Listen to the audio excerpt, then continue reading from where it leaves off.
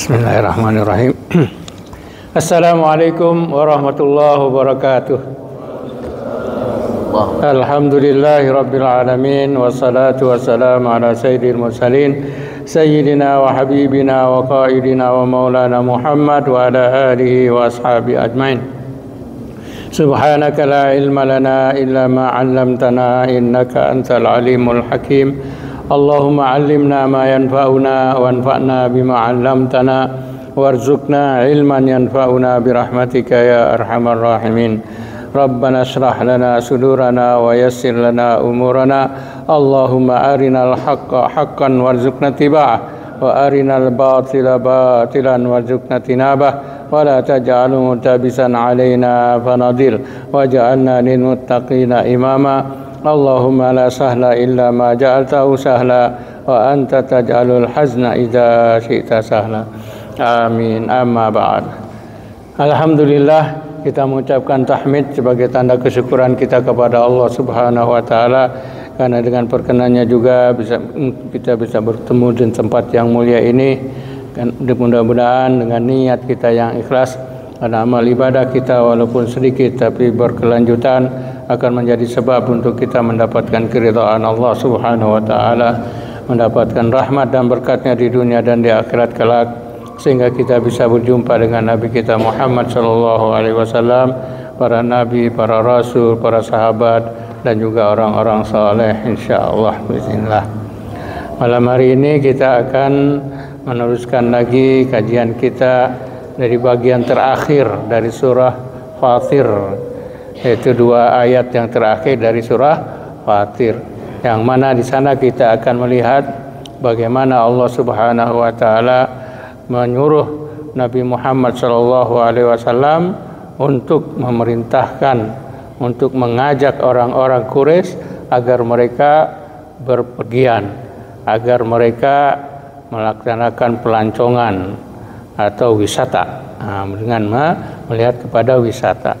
Yang mana wisata yang diperintahkan oleh Allah Subhanahu wa taala kepada orang-orang Quraisy, tentunya nanti kepada kita semuanya, kepada manusia, yaitu untuk melihat apa yang telah Allah lakukan kepada umat-umat yang terdahulu.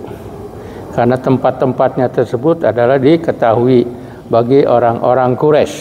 Orang-orang Quraisy ketika itu mereka selalu bepergian, berlayar untuk berniaga atau untuk melaksanakan perdagangan di luar kota Mekah.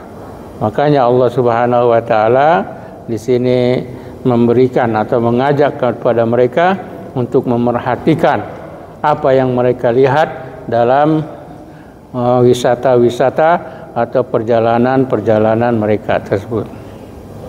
Ayat ini datang sesudah kita sebutkan bagaimana mereka, orang-orang yang tidak beriman tersebut, mereka itu menyombongkan diri di muka bumi ini.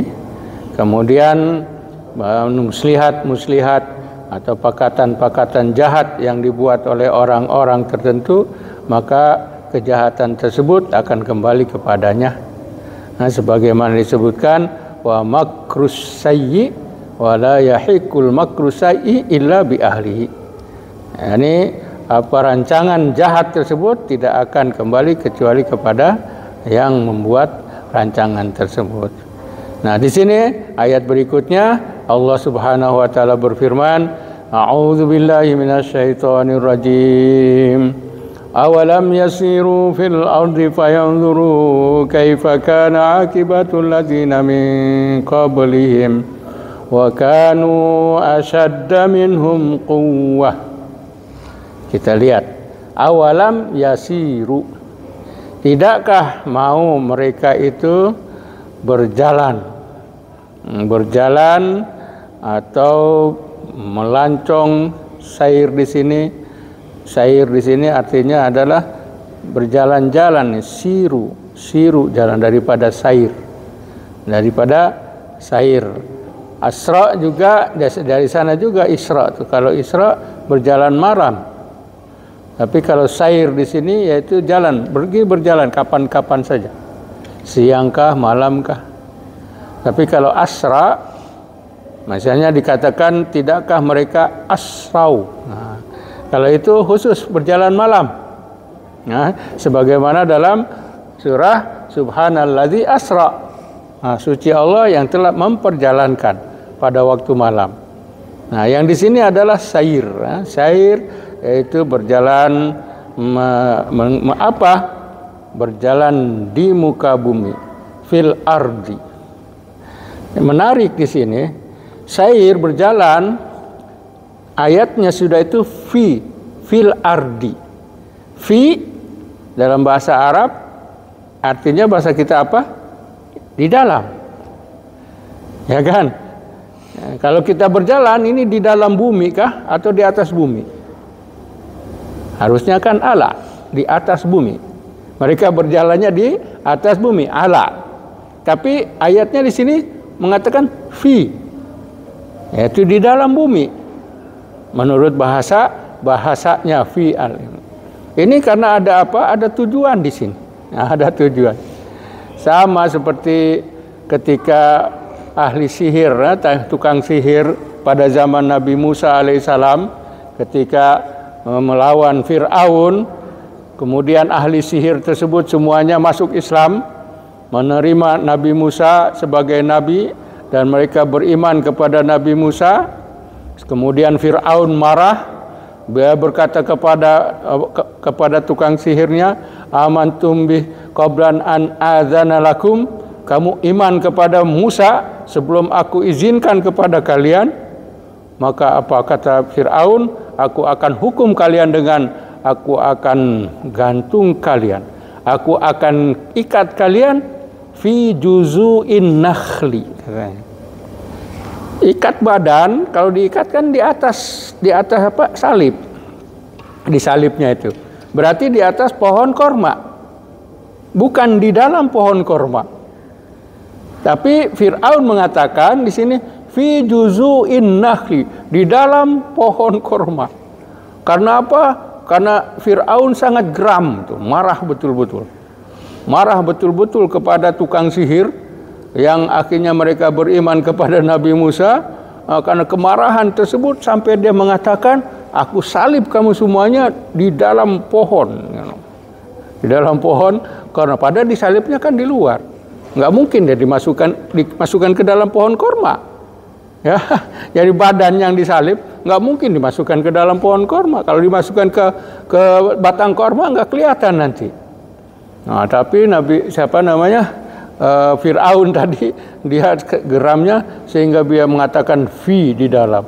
Begitu juga di sini, tidakkah mereka berjalan di dalam di sini di muka bumi? Nah, kalau kita kan harusnya di atas, jalan-jalan itu kan di atas Allah.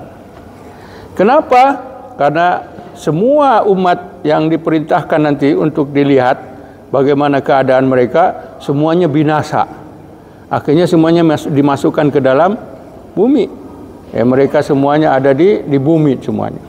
Makanya perhatikan. Nanti kita lihat, misalnya contohnya kaum Nabi Hud, kaum Nabi Nuh, kaum Nabi Saleh, kaum Nabi Lut, kaum Nabi Syuaib, itu semuanya itu. Karena hanya sampai Nabi Syuaib saja kaumnya dibinasakan semuanya. Tidak ada keturunan lagi. Nah, tidak ada keturunan karena semuanya dibinasakan sampai kaum Nabi Syuaib. Sesudah Nabi Syuaib, umat-umat yang menentang Nabi hanya dihancurkan orang yang menentangnya saja.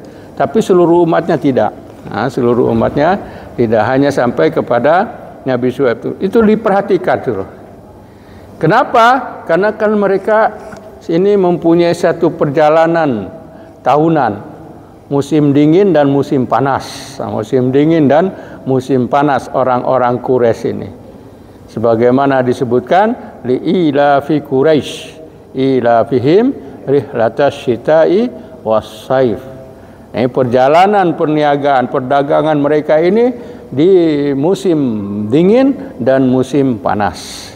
Ketika musim dingin mereka pergi ke Yaman, ketika syita pergi ke Syam, ke utara, karena di sana menjadi hangat. Nah, menjadi hangat.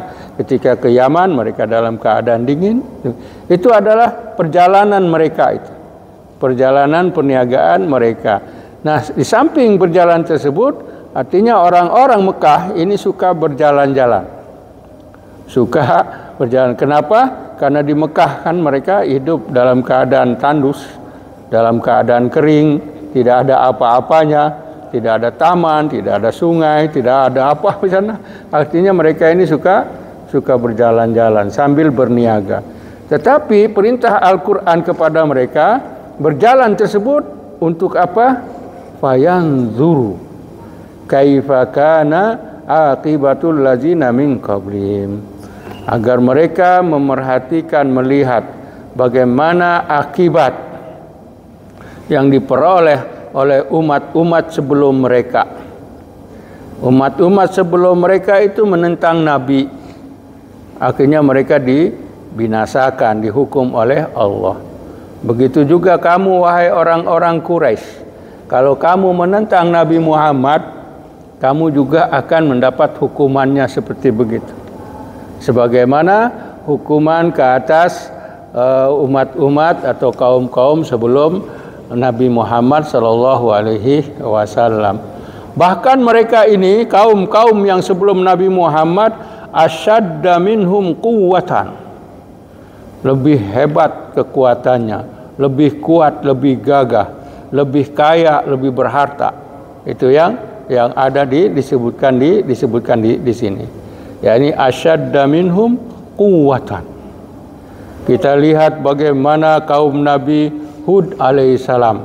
Nah, kaum Nabi Hud alaihissalam begitu kuatnya mereka sehingga dikatakan mereka ini mempunyai badan yang tinggi-tinggi dan kekuatan yang luar biasa, sebut sebagai giant, sebagai raksasa. Mereka tinggal di Ahqaf, yaitu di kawasan Yaman. Di kawasan Yaman mereka tinggal di sana, Ahqaf. Tinggal dengan kekuatannya yang luar biasa. Mereka itu membuat pabrik-pabrik, bahkan sudah bisa mencari obat supaya mereka panjang umur. Supaya mereka panjang umur dengan pabrik-pabrik atau obat-obat farmasi di tempat mereka tersebut. Itu diperlihatkan bagaimana kuatnya, sehingga dikatakan bahwa kekuatan kaum Nabi Hud tadi, Nabi Hud berarti di Yaman, orang-orangnya di Yaman. Itu kalau mereka nunggang kuda, naik kuda begitu kencang kudanya tersebut, dia yang menaik kuda tersebut loncat dari kudanya, itu kuda bisa berhenti dengan ditahan oleh tubuh orang tersebut. Kan naik kuda kencang kan, loncat itu orangnya, turun ke bawah tanah, berhenti kuda. Begitu hebatnya badan mereka itu. Begitu hebatnya badan mereka. Sehingga kalau mereka perang, musuhnya sangat takut. Kalau sudah berperang dengan orang-orang Nabi Hud tadi, kaum Nabi Hud, mereka semuanya akan binasa. Ketika dibinasakan itu tidak main-main. Dihancurkan semua badannya. Semua negerinya dihancurkan. Itu kalau mereka berperang. Asyaddu. Dan juga mereka kaya-kaya. Kayak orang-orang pengikut Nabi Hud tersebut di Yaman. Mereka mempunyai kekayaan yang banyak. Kan itu artinya mereka sedang pergi kemana? Ke selatan. Mereka dalam perjalanan perniagaannya ke selatan, ke Yaman. Di Yaman mereka akan lihat itu. Mereka akan lihat apa yang ada, apa yang telah terjadi kepada umat Nabi Hud alaihissalam. Karena umat Nabi Hud alaihissalam ini kan datang yang pertama sesudah binasanya atau hancurnya umat Nabi Nuh alaihissalam. Jadi artinya kaum yang kedua yang dibinasakan oleh Allah Subhanahu wa taala sesudah Nabi Nuh. Kalau Nabi Nuh memang tidak dapat kan karena semuanya nggak tahu ada di mana. Tapi kalau Ad ini yang ada di Yaman, di Ahqaf, tahu tempatnya di sana. Bahkan kita sekarang bisa melihat ada peninggalan-peninggalan di sana. Bagaimana mereka bikin istana-istana yang cantik semuanya. Kita bisa melihatnya sekarang. Di kawasan Ahqaf antara Yaman dan Oman. Bisa lihat di sana kita. Itu satu. Jadi mereka lebih hebat lagi. Mereka berjalan ke selatan. Mereka akan lihat begitu. Karena dari segi sejarahnya, orang-orang Quraisy ini, mereka mulai menginternasionalis. Mereka mulai globalisasi itu. Yaitu ketika zaman nenek Nabi Muhammad SAW yang kelima. Yaitu waktu zaman Abdul Manaf. Abdul Manaf ini mempunyai 4 orang anak lelaki. Sebelum ini orang Quraisy diam saja di sana. Karena ketika itu mereka dikuasai oleh Kinanah, yaitu Khuza'ah dari Yaman. Mereka selama 300 tahun dikuasai oleh Khuza'ah dari Yaman. Orang Quraisynya tidak berkuasa ketika itu. Kembali lagi orang Quraisy berkuasa ketika ada di zaman nenek Nabi yang kelima, Qusay. Pada zaman Qusay, kepemimpinan Mekah kembali ke Quraisy. Sesudah dikuasai oleh Bani Khuza'ah 300 tahun tadi. Nah, ketika sudah sampai di Qusay, masuk ke Abdul Manaf. Abdul Manaf ini mempunyai 4 orang anak lelaki. Ya, 4 orang anak lelaki, yaitu Hashim. Nah, ini keturunan Nabi Muhammad dari situ. Hashim keturunan. Yang keduanya Al-Muttalib. Anak yang keduanya adalah Al-Muttalib. Kalau dari segi keturunan, maka Imam Syafi'i dari sini. Imam Syafi'i dari Al-Muttalib. Nabi Muhammad dari Hashim. Yang ketiganya Abdus Syams. Anak daripada Abdul Manaf tadi. Dan yang keempatnya Naufal. Kalau Abdus Syams ini keturunannya nanti di sini ke bawah, inilah yang akan menjadi siapa? Yang menjadi khilafah Umayyah. Khilafah Umayyah, khalifah yang kedua sesudah Khulafah Ar-Rasyidin, ini keturunan Abdus Syams daripada Abdul Manaf. Yang keempat Naufal. 4 orang anak ini dikatakan sebagai penghubung dengan masyarakat atau dengan wilayah-wilayah, 4 wilayah di sekitar kota Mekah. Mekah di tengah-tengah. Jadi 4 wilayah tersebut utara Syam. Utara Syam ini diserahkan kepada Hashim. Hashim yang menghubungkan orang-orang Mekah dengan orang-orang Syam. Jadi dengan Hashim, orang-orang Syam tidak akan mengganggu orang Quraisy. Karena Hashim ini sebagai pasaknya. Dia yang mengatur. Jadi semua orang-orang yang berhubungan dengan Quraisy, kalau orang Syam dari Hashim sebagai pasaknya dijaga. Sedangkan Abdus Syams ini berhubungan dengan Habasyah. Ini orang-orang Ethiopia, sekarang istilah Habsyah. Jadi semua hubungan Quraisy dengan apa-apa, kalau terjadi apa, sebut Abdus Syams. Maka semuanya akan dijaga. Ini daripada Abdus Syams, orang Quraisy. Sebelum ini tidak ada, sebelumnya belum ada. Sedangkan yang di Yaman ini diserahkan kepada Al-Muttalib. Al-Muttalib. Nah, Muttalib menguasai Yaman. Semua urusan orang-orang Quraisy, kalau ada apa-apa yang terjadi di Yaman, sebut saja Muttalib.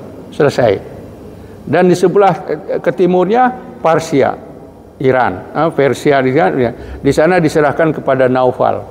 Naufal yang akan berhubungan di sana. Tapi dari segi keturunan, Naufal ini agak jauh dengan Hashim, Muttalib dan Abdus Syams. Kalau Hashim, Muttalib sama Abdus Syams, ini ibunya satu. Kalau Naufal ini dari ibu yang lain. Nah, dari ibu yang lain. Jadi saudara sebapa. Kalau Naufal ini saudara sebapa. Kalau yang 3 tadi saudara kandung. Itu mulai dari sanalah. Turun li'ilah fi Quraisy, menceritakan tentang nikmat bagaimana orang-orang Quraisy itu berlayar, berniaga waktu musim dingin, waktu musim panas, itu dimulai dari anak Abdul Manaf itu. Sebelumnya tidak ada cerita. Nah, tapi perniagaan tadi mulainya waktu zaman anak-anak Abdul Manaf. Hashim di utara, kemudian Abdus Syamsi di sebelah barat, dan Muttalib di selatan, dan Naufal sebelah timur. Selesai semuanya. Makanya mereka semuanya menghormati Quraisy. Nah, mereka menghormati Quraisy. Di samping mereka sebagai penjaga Baitullah yang dihormati oleh seluruh manusia, mereka juga sebagai berniaga. Senang saja mereka. Nah, dikatakan kepada mereka pergi jalan ke utara. Yang mau pergi ke utara atau yang ke selatan pergi ke selatan. Kamu di sana akan melihat bekas-bekas umat yang terdahulu. Ke selatan kamu lihat bekas daripada Nabi Hud dan kaumnya. Kamu pergi ke utara, kamu akan lihat. Pertama kali yang akan kamu lihat adalah Madain. Sesudah Madinah. Dari Mekah, sesudah Madinah, lewat Madinah dulu Yasrib namanya. Nah, Yasrib, 200 km dari sana, mereka akan lihat Al-Madain. Yaitu kota negeri yang didiami oleh Nabi Soleh dan umatnya. Nabi Soleh dan kaumnya. Kalau yang di Madain ini, itu luar biasanya apa? Mereka tinggalnya di gunung di situ. Tidak tinggal di padang pasir. Kalau Ahqaf, Nabi Hud, itu kaumnya di padang pasir. Yang mana mereka membangun kemah-kemah yang tinggi, yang besar. Iramazatil imad. Lam yukhlaq misluha fil bilad. Bangunan kemah yang tinggi, yang kokoh-kokoh. Ini di selatan. Di Ahqaf. Mereka semuanya di mana? Padang pasir. Sedangkan di Nabi Saleh yang di Madain itu di gunung-gunung. Makanya sekarang pemerintah Saudi bikin di sana tempat wisata. Orang bisa pergi ke sana, melihat bagaimana keadaan di sana. Rumah-rumah, istana-istana itu di dalam gunung semua. Cantik sekarang karena diperbaiki, dihiasi, dibersihkan tempat itu. Yang kita lihatnya. Pergi ke utara ke sana. Kemudian sesudah dari Madain tersebut, pergi lagi terus ke utara sebelum masuk ke Masjidil Aqsa, ke Baitul Maqdis, mereka akan lihat Laut Merah, Laut Mati. Laut Mati di sana apa di sana? Bekas kaum Nabi Lut alaihissalam. Yang mana negeri Sadum dengan 3 negeri yang lain dihancurkan oleh Allah Subhanahu wa taala. Diangkat ke langit oleh malaikat Jibril, kemudian dihempaskan, dibuangkan ke bumi, semuanya tenggelam menjadi laut mati. Disitulah tempat siapa? Tempat kaum Nabi Lut yang melakukan perbuatan di luar tabi'i, yang sekarang disebutnya LGBT, begitu. Tempatnya di situ, dihancurkan, ditenggelamkan oleh Allah Subhanahu wa taala, di mana di laut. Lalu di sana mereka. Selepas itu mereka boleh ke kiri sedikit. Yaitu akhirnya tempat sampai di mana? Di Madian. Di Madian tempat kaum siapa? Nabi Syuaib alaihissalam. Nabi Syuaib di sana bagaimana kaumnya dibinasakan oleh Allah Subhanahu wa taala dengan menahan apa? Angin. Jadi mereka itu kita sudah sebutkan kaum Nabi Syuaib ini. Karena Nabi Syuaib ini sendiri disebut oleh Rasulullah Shallallahu Alaihi Wasallam, Nabi Syuaib ini pintar bicara, pidato. Makanya dijuluki oleh Rasulullah sebagai Khatibul Anbiya. Nabi Syuaib ini adalah Khatibul Anbiya, pemidato para nabi. Bicaranya bagus. Al-Quran menyebutkan tentang ucapan atau pidato-pidato daripada Nabi Syuaib ini yang bagus. Jadi dihukum kaumnya juga. Karena mereka menyembah Tuhan mereka, yaitu menyembah di mana? Di gunung yang mana mereka menyembah Al-Aikah, pohon Aikah. Yaitu sebagai pohon yang berada di tengah-tengah hutan. Tengah-tengah hutan tersebut, dan mereka menyembah Aikah tersebut. Nabi Syuaib menyuruh supaya jangan menyembah tersebut, tapi tidak dihiraukan. Mereka menyembah apa? Aikah tersebut. Ya, dari pohon. Jadi mereka namanya, kalau Quraisy kan nyembahnya berhala, batu kah begitu, berhala-berhalanya. Tapi kalau kaum Nabi Syuaib itu menyembah pohon Aikah gitu. Nggak tahu ada persamaannya Aikah dengan IKEA sekarang. Aikah, IKEA. Itu pohon juga kan, IKEA kan dari dari kayu-kayu kan. Nah, ini furniture IKEA, ini Aikah, sama seperti itu. Itu dihancurkan juga. Jadi mereka bisa pergi sana. Yang mana di hutan tersebut, di Madian itu, ini Madian ini asal namanya adalah dari keturunan Nabi Ibrahim. Nabi Ibrahim mempunyai 4 orang istri, memberi 4 orang istri. Salah satu keturunan Nabi Ibrahim ini Madian. Kepada Madian, dan diutus ke mana? Anak daripada Nabi Ibrahim Madian. Kan ada Ishak, ada Yakub, ada Ismail, gitu ketahuan. Ibunya dari Hajar dengan Sarah. Ibu satu lagi itu mempunyai anak, salah satunya Madian. Itu tinggalnya di sana, di mana? Sekarang di kawasan Syria, Yordania begitu. Bisa lewat ke sana lihat. Yang mana kamu lihat hutan-hutan yang di sana dihancurkan oleh Allah Subhanahu wa taala. Karena apa? Sesudah mereka ini sudah tidak bisa dinasihati oleh Nabi Syuaib alaihissalam, akhirnya Allah Subhanahu wa taala menahan angin. Ini hukuman pertamanya. Jadi angin nggak masuk ke negeri itu. Di stop angin tuh. Kalau sudah begitu gimana? Panas. Sekarang Sunda teh haredang. Panas, dia nggak bisa dihafal. Akhirnya mereka pergi ke tempat apa? Ke pohon, tempat nyembah. Di sana pohon-pohon yang ada juga nggak ada angin. Panas semuanya, nggak bisa apa. Nah, sesudah panasan berapa 7 hari nggak ada angin, lihat bagaimana itu. Kalau kita nggak ada angin bisa pergi kemana kah? Bisa pergi kemana? Kalau itu namanya sudah azab namanya. Azab sudah nggak bisa apa-apa. Lepas selesai 7 hari, baru Allah mengutus petir. Dan semuanya sor'a, mati, binasa. Nah, ini itu hukuman. Jadi kamu bisa lalu sini, perhatikan mereka. Kamu lihat Madain, bagaimana dibinasakan kaum Nabi Soleh. Kamu lihat bangunannya begini, bangunannya begitu. Tapi Allah membinasakannya dengan mudah saja.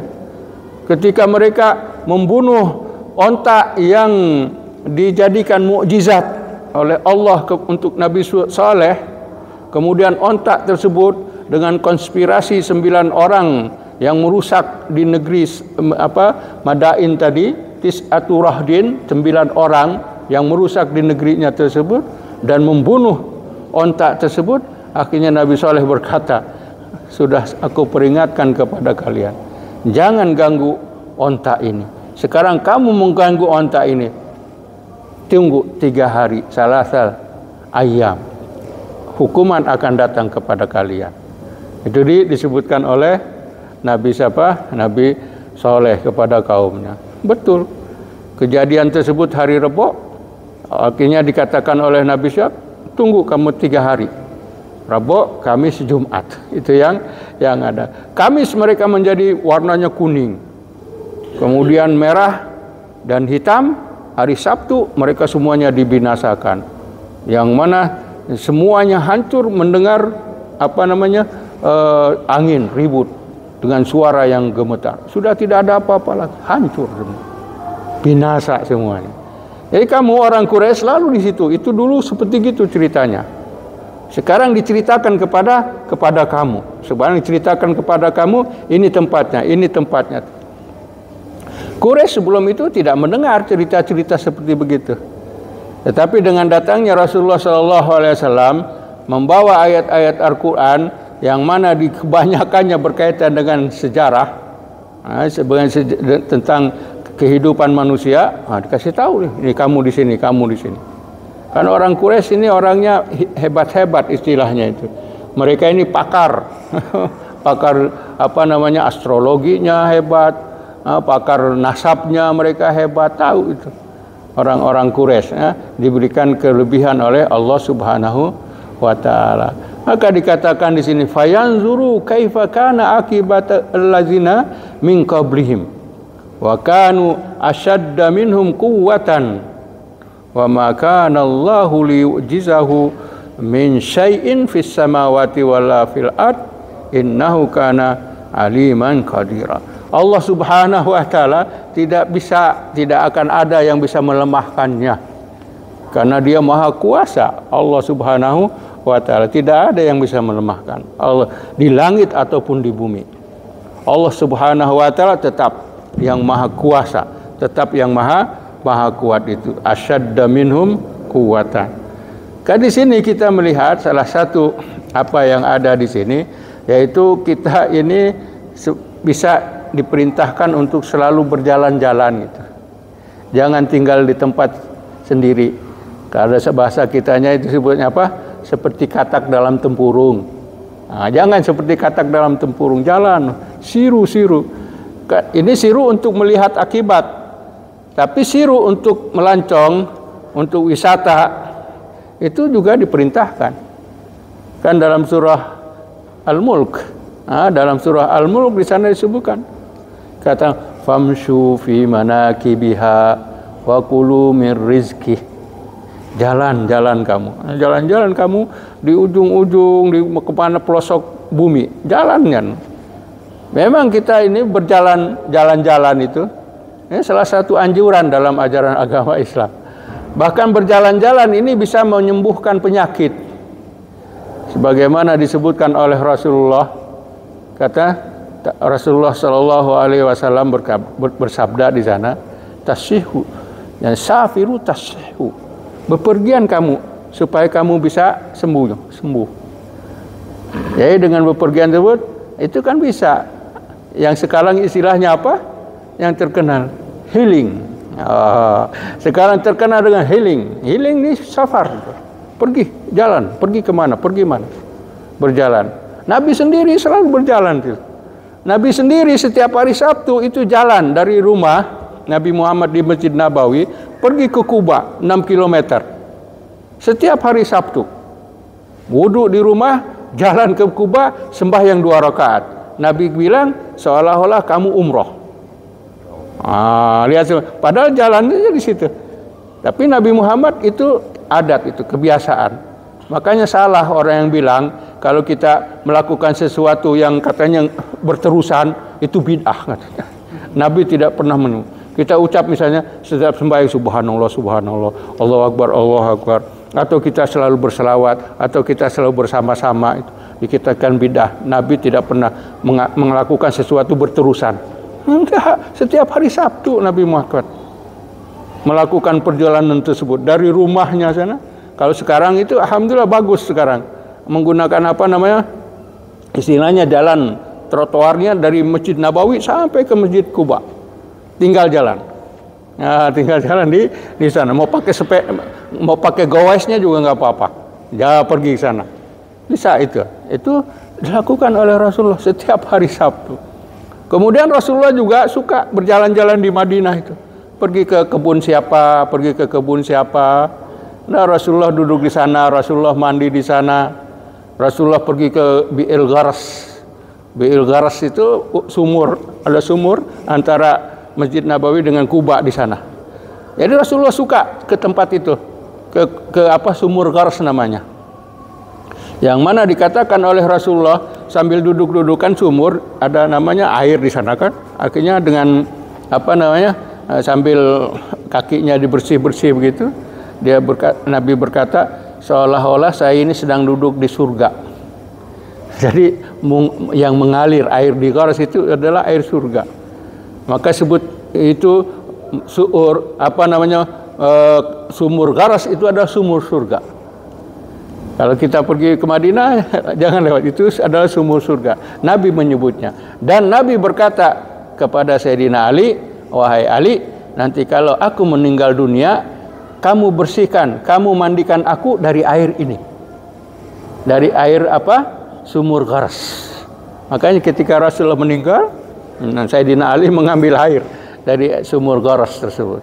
Nah, itu selalu Nabi. Banyak cerita Nabi. Pergi kampung sana, masuk ke kebun-kebun kurma. Kan memang tidak ada lain di sana.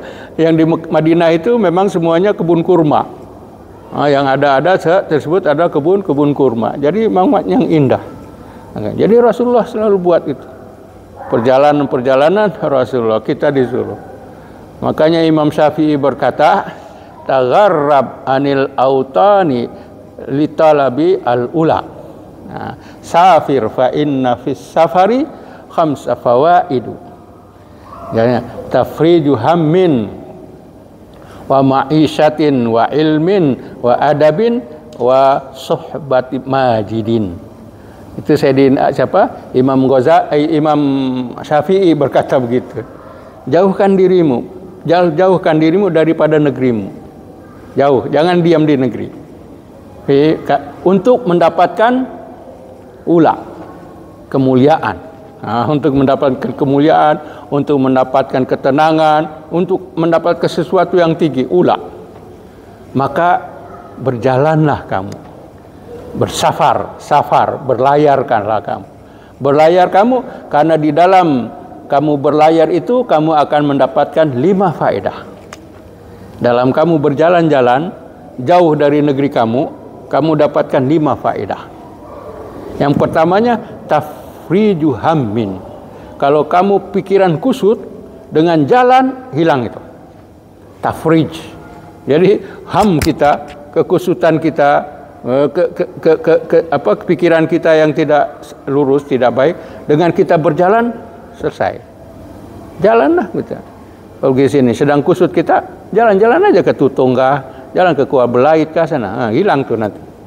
Ya, karena fi safar, ya, tafriju hammin akan hilang. Iya akan disebut itu kita ilmu psikologi itu subhanallah mereka mengkaji seperti begitu. Tapi mereka mengkaji dari pengalaman. Tapi Nabi dapatnya dari wahyu. Nabi siapa? Imam Syafi'i ilham. Nah, dapat ilham di sana, akhirnya dapat seperti gitu ilham. Yang keduanya mendapatkan kehidupan, ma'isyah. Kita di sini tadinya sempit, jalan-jalan pergi jauh, akhirnya sana dapat rezeki. Mungkin kita rezekinya di sana. Ma'isyahnya tersebut itu mendapatkan. Dan juga mendapat ilmin. Selain daripada itu dapat ilmu. Kalau di tempat sendiri akhirnya ilmunya bagaimana? Tapi kalau pergi macam-macam di sana. Ada ulama ini, ada ustadz itu kah? Ada syekh ini kah? Ada syekh itu kah? Nah, itu semuanya dapat dengan apa? Bersafar tadi. Terus yang itu adab. Mendapatkan adab juga. Sopan santun. Berlainan kita. Ya, tempat kita lah sopan santunnya begini, pergi ke tempat lain, lain sopan santunnya seperti itu. Nah, yang maka kita akan mendapatkan kebaikan dari perjalanan tersebut. Dan juga suhbatu majidin, kita akan mendapatkan teman-teman yang mulia, teman-teman yang baik. Suhbah. Lihat ya, 5 faedah itu bagaimana Imam Syafi'i bisa berkata pengalaman itu. Ada pengalaman. Sekarang buktikan ke kita juga, begitu enggak? Dari negeri kita sana sampai ke negeri sini, dapatkah 5 yang tersebut? Ilmunya dapatlah dari Zanzabil gitu. Itu melihat yang ada. Itu safir. Makanya yasiru, jalan, jangan tinggal. Nah, saya katakan Rasulullah SAW sampai berkata begitu. Tasihu, kamu akan mendapatkan kesehatan, ketenangan pikiran dengan berjalan tersebut. Apatah lagi untuk tafakur. Tafakur melihat bagaimana kekuasaan Allah Subhanahu wa taala. Pergi lihat camping kah, kata mau camping, lihat bagaimana keindahan alam. Itu yang bertafakur semuanya. Itu menambah keimanan kita pada Allah Subhanahu wa taala ya. Makanya dikatakan di sini aliman qadira. Allah Maha mengetahui dan juga Maha berkuasa, Maha kuat, Maha gagah. Walau yu'akhidhuhumul nasu, yu'akhidhuhullahu nasa bima kasabu. Seandainya Allah Subhanahu wa taala mengambil kira apa yang dilakukan oleh manusia, kasabu, yang dilakukan oleh manusia, sudah pasti Allah Subhanahu wa taala tidak akan membiarkan di atas bumi ini sedikit apapun binatang yang melata, yaitu manusia dan lainnya, semua binatang, semua makhluk yang dabbah ini. Kalau misalnya Allah Subhanahu wa taala mengambil kira apa yang dilakukan oleh manusia di dalam muka bumi ini, nggak ada yang tinggal hidup. Semuanya akan dihancurkan, semuanya akan binasa. Karena apa? Perbuatan manusia tersebut. Mereka menyembah selain daripada Allah. Sedangkan Allah yang menciptakan mereka. Mereka menyembah selain daripada Allah. Sedangkan Allah memberi makan dan minum kepada mereka. Tapi disembah, tapi Allah tetap sabar. Tetap sabar. Makanya Allah adalah sabur, halim. Sabur dan halim di sana kelihatannya. Tidak.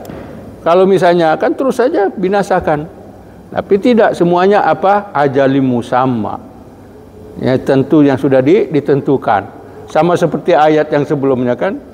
Karena nu'ammirkum, orang-orang kafir itu ketika masuk neraka, kemudian mereka mau kembali ke dunia, Allah bilang, bukankah kami sudah memberi kamu kesempatan, umur kamu yang panjang, nu'ammirkum. Ada yang bilang 17, 18, 25, 40, 60, panjang umurnya. Dimulai dari mana? Dari kekufuran. Sudah dikasih waktu itu, harusnya kembali. Harusnya kembali kepada Allah Subhanahu wa Ta'ala. Jadi Allah memberi waktu tersebut. Walakin yuakhiruhum ila ajalim musamma. Allah Subhanahu wa Ta'ala mengakhirkan, menangguhkan hukuman tersebut sampai kepada waktunya. Jadi tidak sekaligus, karena sudah ditetapkan oleh Allah kan. Ketika Allah Subhanahu wa Ta'ala sudah menuliskan di Lauh Mahfuznya, sudah disebut Lauh Mahfuz.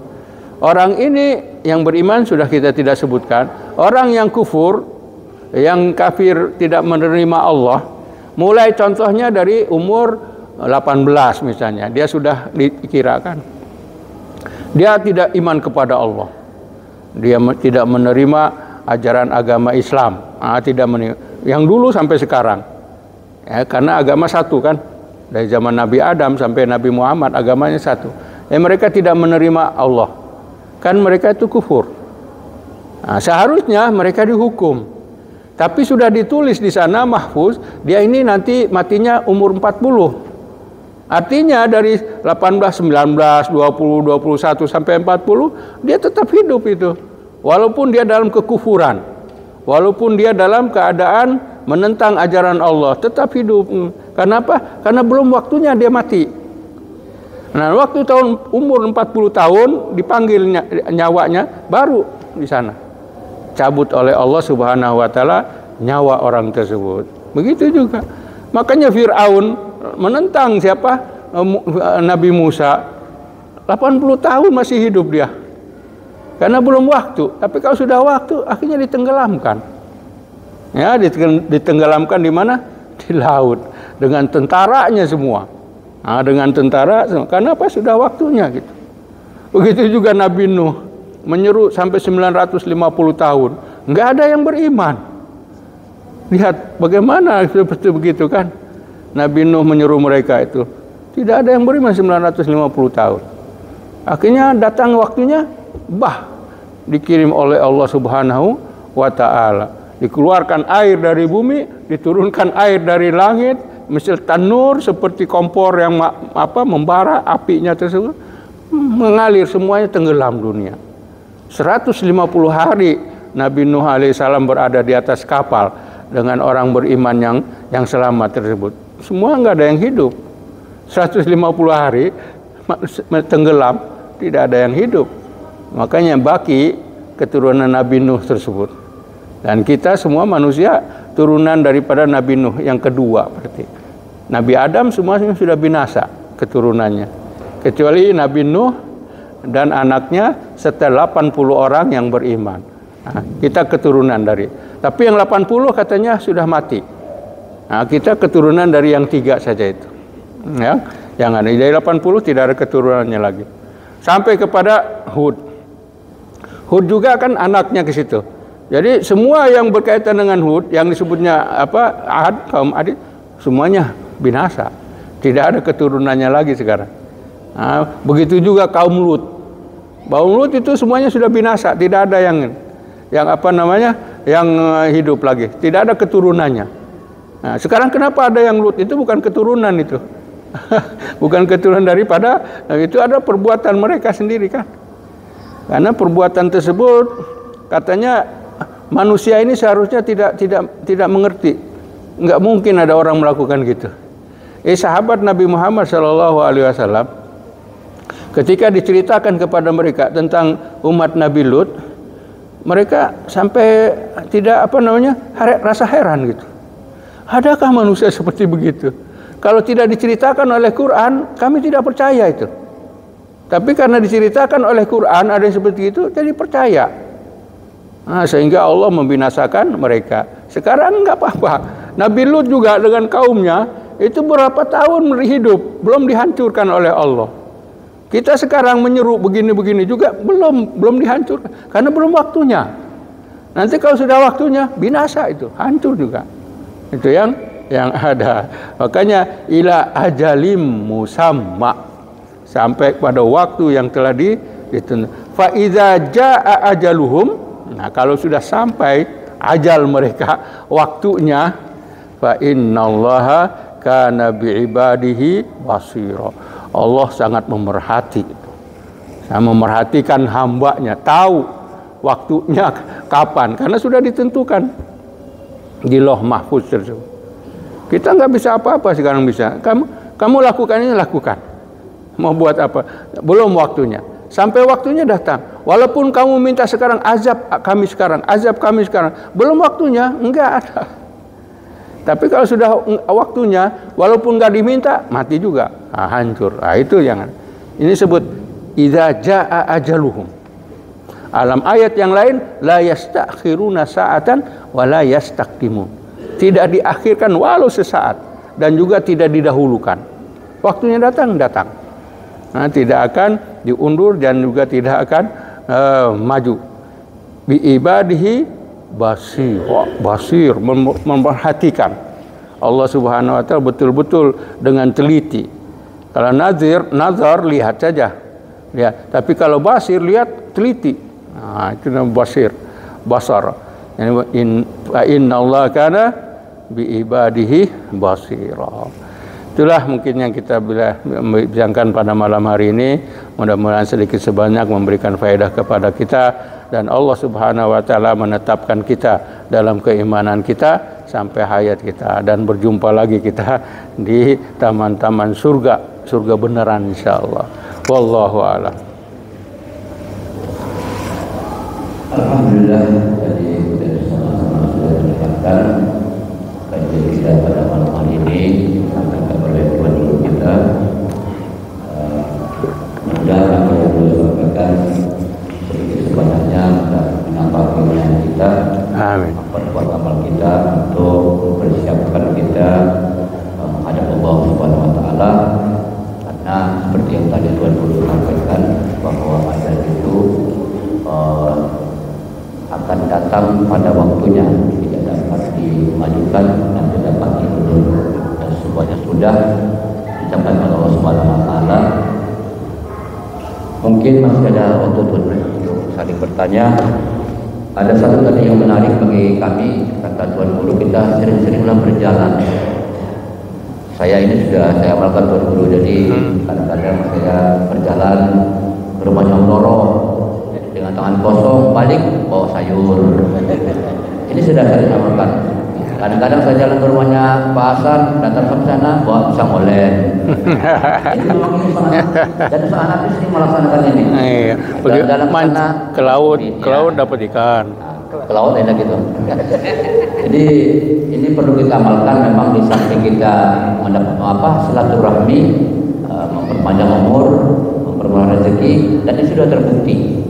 Jadi mungkin ada yang mau bertanya, mungkin Haji Bibi mau bertanya, atau dari siapa dari perempuan dulu barangkali. Oke, silakan. Sampai komennya ada. Kita berikan dulu untuk kaum awal dulu ya.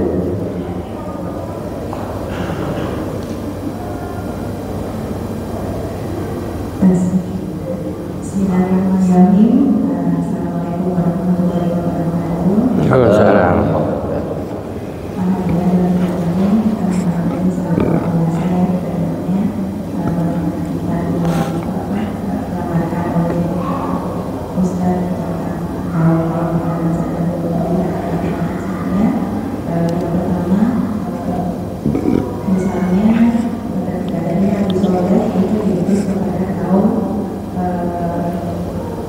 Samud. Kemudian Nabi Nuh diutus kepada kaumnya, kemudian Nabi Hud kepada Adam dan seterusnya.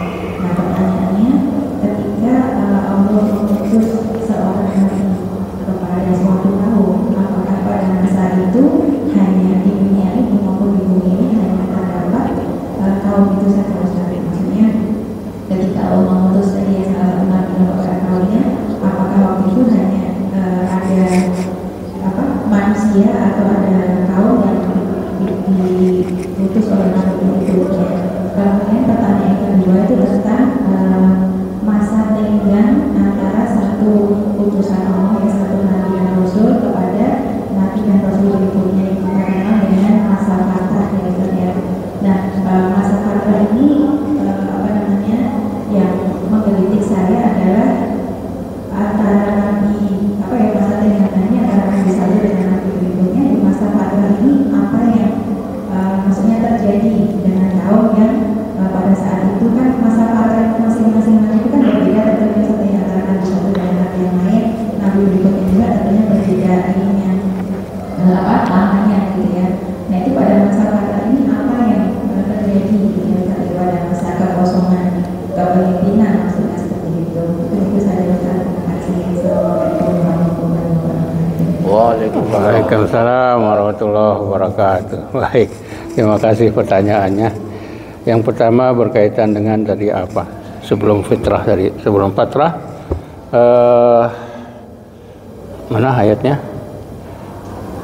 Nabi dan Rasul ini diutus apakah pada satu-satu umat, kemudian ketika umat itu diutus nabi lain tidak ada, atau umat-umat yang lain juga bersatu, misalnya nabi dulu Hud, kemudian datang Nabi Soleh, apakah begitu? Tidak, nabi-nabi ini diutus oleh Allah Subhanahu wa Ta'ala. Yang kita tahu di dalam Al-Quran itu kita yakini betul-betul ada, yang disebut dengan kisah-kisahnya semua. Nabi Nuh, Nabi Hud, Nabi Soleh itu kita sebut. Tapi selain itu ada nabi-nabi lain, ada rasul-rasul lain, tapi tidak diceritakan dalam Al-Quran. Nabi-nabi yang dikirim ke Afrika, nabi-nabi yang dikirim ke Cina, misalnya sebelah sana, nabi-nabi yang dikirim ke orang-orang putih di utara, kan lain-lain itu waktunya. Jadi kita tidak sama. Bahkan dalam satu masa kita lihat di sana ada berapa? Ada 2 nabi. Nabi Ibrahim dengan Nabi siapa? Nabi Lut. Sama waktunya. Nabi Ibrahim dengan Nabi Lut. Sesudah gitu Nabi Ibrahim punya anak Nabi Ishak. Sama waktunya. Bahkan 4 orang itu. Nabi Ibrahim, Nabi Ishak, Nabi Yakub, Nabi Yusuf. Sama yang ada. Jadi bisa satu masa tersebut. Kalau kita lihat dari ceritanya Nabi Musa dengan Nabi Syuaib. Kalau kita melihat bagaimana Nabi Musa nikah dengan anak Nabi Syuaib. Kalau kita memahami bahwa rajulun saleh itu adalah Nabi Syuaib. Sebagaimana cerita yang masyhur, tidak. Jadi bisa, dan juga tidak ditentukan misalnya Nabi 10 tahun, 100 tahun, sudah gitu datang Nabi lain lagi, tidak ditentukan. Ya, bisa berbeda itu. Contoh yang kita lihat Nabi Nuh. Sesudah Nabi Nuh kan, Nabi Nuh ini dengan 3 orang anak, 80 tadi. Karena sesudah itu Nabi Nuh ini hidup 350 tahun lagi. Sesudah Nabi Nuh itu hidup 350 tahun. Kalau 350 tahun itu sudah berapa anak keturunan di situ? Yang ada. Nabi Adam aja, Nabi Adam sendiri dengan Hawa dari 400 tahun, hampir 1000 tahun, itu ada 400.000 keturunan. Dari satu Adam aja itu, 400.000 keturunan dalam hampir 1000 tahun. Hampir 1000 tahun. Nah, sekarang Nabi Nuh tadi, kalau Nabi Nuh kan banyak sekarang. Kalau Nabi Adam kan 1, terus jadi anak-anaknya 40. Anak yang 40 kembar. Nabi Nuh lebih banyak lagi. Sampai kepada Nabi Hud tadi. Nabi Hud sudah mulai lagi. Jadi itu sudah ratusan tahun dari Nabi Nuh kepada Nabi Hud alaihissalam. Di sana ada yang disebutnya Ad, kaum Ad. Tapi di Yaman. Tapi tidak selepas di Yaman tadi, yang di Madian sudah ada Soleh, Nabi Soleh dengan kaumnya Samud tadi, yang demikian. Kan begitu Nabi Lut, ketika dibinasakan Nabi Ibrahim ada di Hebron, ada di Palestina. Sesudah itu mendengar malaikat datang kepada Nabi Ibrahim. Apa tujuannya? Diutus untuk apa? Membinasakan kaum Nabi Lut. Nah, sudah ada beritanya situ, cerita yang ada. Jadi tidak ditentukan berapa waktunya. Kadang dalam satu masa ada beberapa orang nabi, begitu itu yang ada. Tidak misalnya nabi ini mati dulu diutus nabi yang lain, tidak. Nah, itu Allah Subhanahu wa taala mengirim nabinya. Makanya di sini ada disebutnya fatrah itu. Fatrah ini antara satu nabi kepada nabi yang lain.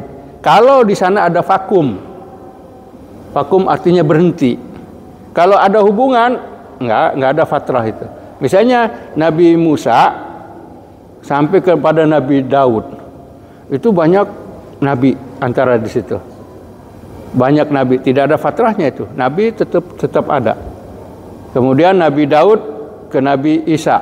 Nah, Nabi Daud ke Nabi situ nabi-nabi banyak fatrah, tidak ada fatrah. Tapi sekarang dari Nabi Isa. Nah, Nabi Isa enggak ada nabi sesudah Nabi Isa. Jadi adanya nanti Nabi Muhammad tahun 600 tahun itu. Tapi di sana ada siapa? Tadi ulama-ulama Bani Israel yang baik itu dari Yahudinya atau dari Kristennya. Nah, sedangkan yang fatrah yang dengan Nabi Muhammad, nah di situ fatrahnya. Karena apa? Dari Nabi Ismail kepada Nabi Muhammad tidak pernah ada nabi di situ. Hanya waktu zaman Nabi Ismail, keturunan generasi pertama, generasi kedua masih beriman. Karena apa? Kan ikut ajaran Nabi Ibrahim, masih ada. Tapi ketika Quraisy Mekah itu dikuasai oleh Khuza'ah yang kita sebut, yang berasal dari Yaman, akhirnya Mekah mulai adanya berhala. Sebelum itu tidak ada berhala. Nah, sebelumnya tidak ada berhala. Yang mana ketua Khuza'ah Amir tadi, ketuanya Amir, itu dia pertama yang membawa berhala ke Mekah. Sebelum itu tidak ada berhala. Nah, jadi 300 berhala yang pertama dibawa ke Mekah tersebut namanya Hubal. Hubal ini dibeli dari mana? Dari Syam.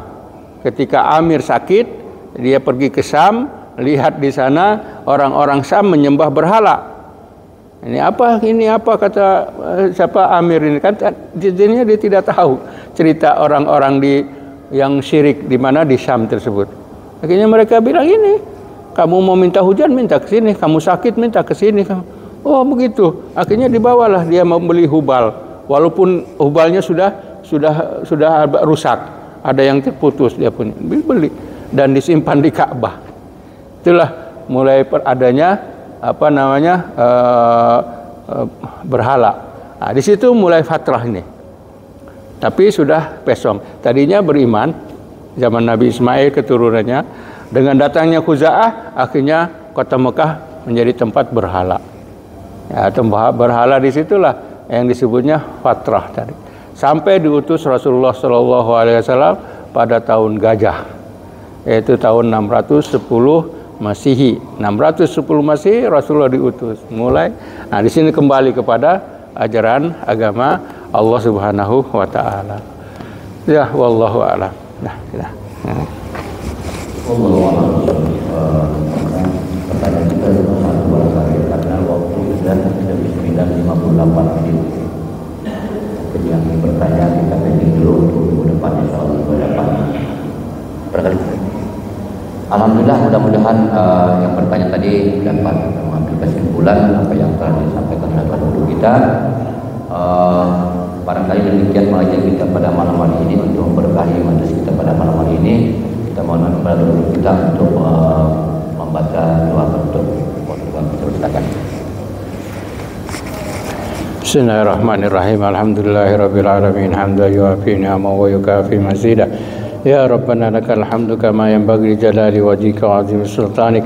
اللهم صل صلاة كاملة وسلم سلاما تاما على سيدنا محمد الذي تنحل بالعقد وتنفرج بالكرب وتقضى بالحوائج وتنال برغائب وحسن الخواتيم ويستسقى الغمام بوجه الكريم وعلى آله وصحبه في كل لمحة ونفس بعدد كل معلوم لك. اللهم أحسن عاقبتنا في الأمور كلها وأجرنا من خزي الدنيا وعذاب الآخرة. اللهم أصلح لنا ديننا الذي هو عصمة أمرنا وأصلح لنا دنيانا التي فيها معاشنا وأصلح لنا آخرتنا التي إليها معادنا. اللهم اجعل الحياة زيادة لنا في كل خير واجعل الموت راحة لنا من كل شر. اللهم ارزقنا في هذا المجلس بقراءة القرآن وتفسيره في زنزبيل. ارزقنا يا الله من العقول أوفرها ومن الأذهان أصفاها ومن الأعمال أزكاها ومن الأخلاق أطيبها ومن الأرزاق أجزلها ومن الصحة أتمها ومن العافية أكملها ومن الدنيا خيرها ومن الآخرة نعيمها يا أجود من أعطى. اللهم آت نفوسنا تقواها وزكها أنت خير من زكاها أنت وليها ومولاها. اللهم إنا نسألك إيمانا لا يرتد ونعيما لا ينفد ومرافقة محمد صلى الله عليه وسلم في أعلى جنات الخلد. اللهم ربنا آتنا في الدنيا حسنة وفي الآخرة حسنة وقنا عذاب النار. وصلى الله على سيدنا محمد وعلى آله وصحبه أجمعين. سبحان ربك رب العزة عما يصفون وسلام على المرسلين والحمد لله رب العالمين. بسم الله الرحمن الرحيم. والعصر إن الإنسان لفي خسر إلا الذين آمنوا وعملوا الصالحات وتواصوا بالحق وتواصوا بالصبر. سبحانك اللهم بحمدك أشهد أن لا إله إلا أنت أستغفرك وأتوب إليك. سبحانك اللهم بحمدك أشهد أن لا إله إلا أنت أستغفرك وأتوب إليك. سبحانك اللهم بحمدك أشهد أن لا إله إلا أنت أستغفرك وأتوب إليك. وآخر دعوانا أن الحمد لله رب العالمين.